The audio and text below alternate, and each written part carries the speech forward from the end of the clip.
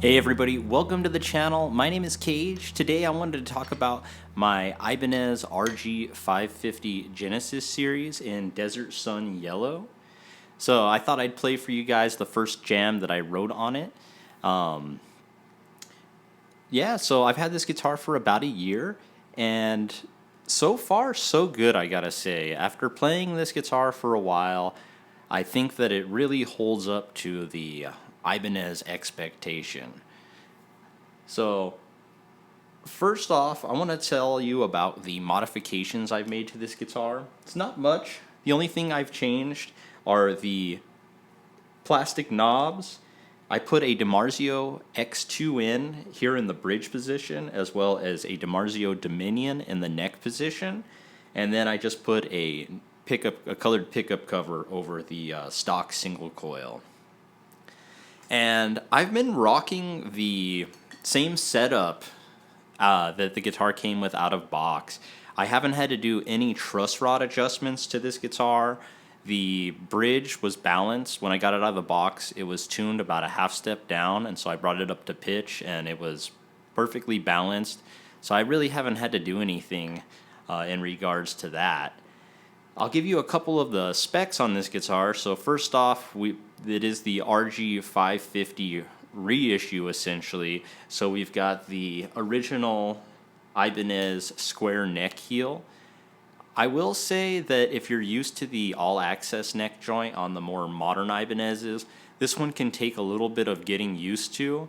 But if you're coming from like a Strat or something that has a fairly square neck heel, it's pretty comfortable. It's fairly out of the way for as big as it looks. And then we come to the front side of the guitar, where we've got our classic HSH pickup configuration with the 5-way pickup selector, master volume, master tone. Then, because this is the RG550 reissue, we have to have the double locking Tremolo system.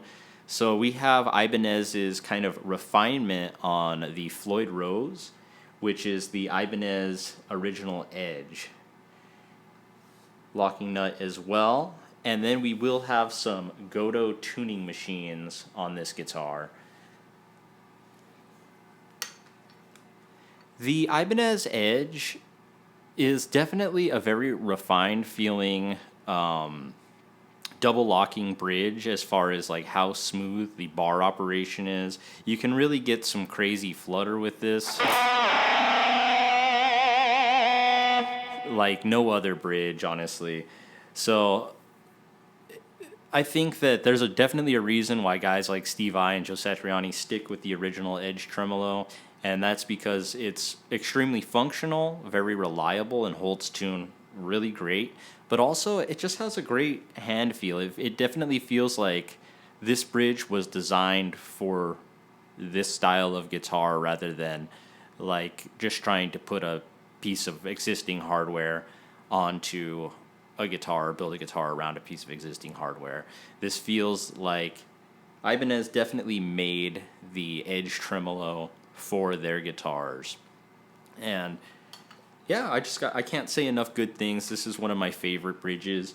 One of the upgrades that they do that I think sets it apart from like an original Floyd Rose or other double locking style bridges is like the Godot trims. They have an inner stud within the locking stud here that actually like locks these posts down, so you don't have to worry about like bumping them with your hand during string change and messing up your action, and also gives it a nice transference of energy where you feel that vibration through the guitar even though it's got a floating bridge. So definitely a high point for me with this guitar. Coming in, kind of the last spec is going to be the Super Wizard neck. Now this is a very, very thin neck that we have here. I would say it's probably one of the thinnest production necks out there. So if you're looking for something that's very, very slim in the hands and has a very flat fingerboard radius, this is a guitar that you might want to check out. The Super Wizard neck, I think, is Very, very comfortable, bordering on the line of too thin, but not quite hitting that mark of too thin. So it's definitely something that if you're looking for a thin neck guitar, this is kind of gonna be your bag. We also have kind of a modern spec. The biggest thing that I think brings this into the modern world is the multi-piece laminate neck. So we have 2 pieces of maple on the shoulders, 2 pieces of walnut, and then a center maple strip. And from my experience with these, it does make these necks very stable. I've not had one of these multi-laminate prestige necks twist on me. I have had them move and groove a little bit with temperature, but that's to be expected with a thin neck. So my experience with this guitar over the past year has been that, it's been really, really positive, really, really a great guitar to just grab and play. It holds tune very well. It very much has the feel of an Ibanez. So if you're used to an Ibanez, this is going to feel right at home. The kind of only gripe I could have about this guitar is going to be that my fret ends were a little bit sharp when I received it. There was a little bit of sprout, so I took care of that off the first string change, pulled the neck off and smoothed them out. And other than that, the guitar's been playing really good.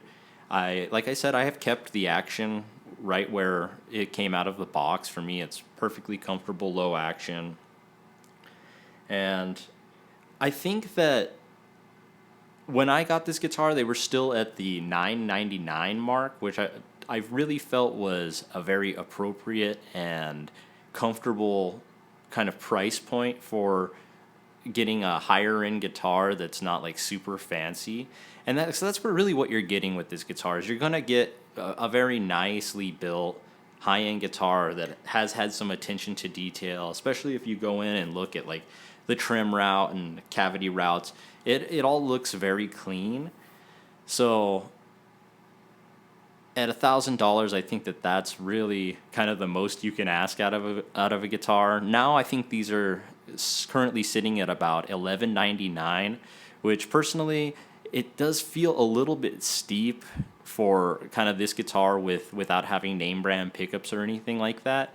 But at the same time, in this economic climate, especially within the guitar world, I don't think you can ask for much. So when I had bought this guitar, I had been playing a lot of Jacksons and some other brands, but I noticed that the big thing with those guitars is they did play really good, but I noticed that I was having to put quite a bit of work into them when I would first get them. At least an hour or two of doing fret dressing. Sometimes I would find that they would have weird quirks, like the routes were slightly crooked, so you'd have to like toe in your tremolo springs to get the right kind of feel.